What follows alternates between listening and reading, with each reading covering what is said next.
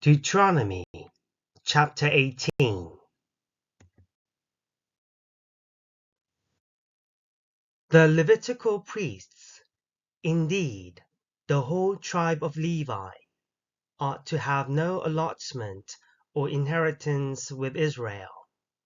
They shall live on the food offerings presented to the Lord, for that is their inheritance. They shall have no inheritance among their fellow Israelites. The Lord is their inheritance, as he promised them. This is the share due the priests from the people who sacrifice a bull or a sheep, the shoulder, the internal organs, and the meat from the head. You are to give them the first fruits of your grain, new wine and olive oil, and the first wool from the shearing of your sheep. For the Lord your God has chosen them and their descendants out of all your tribes to stand and minister in the Lord's name always. If a Levite moves from one of your towns anywhere in Israel where he is living, and comes in all earnestness to the place the Lord will choose, he may minister in the name of the Lord his God like all his fellow Levites who serve there in the presence of the Lord. He is to share equally in their benefits, even though he has received money from the sale of family possessions.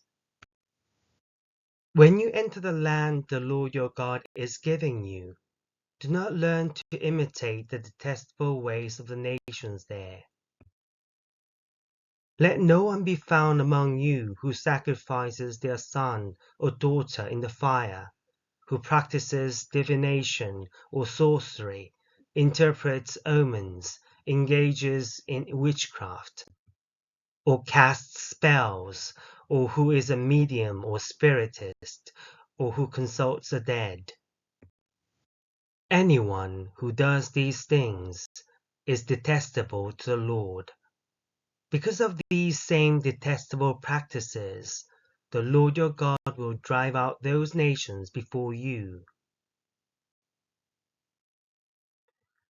You must be blameless before the Lord your God. The nations will dispossess. Listen to those who practice sorcery or divination. But as for you, the Lord your God has not permitted you to do so. The Lord your God will raise up for you a prophet like me from among you, from your fellow Israelites. You must listen to him. For this is what you asked of the Lord your God at Horeb on the day of the assembly, when you said, Let us not hear the voice of the Lord our God, nor see this great fire any more, or we will die. The Lord said to me, What they say is good. I will raise up for them a prophet like you from among their fellow Israelites, and I will put my words in his mouth. He will tell them everything I command him. I myself will call to account anyone who does not listen to my words that the prophet speaks in my name.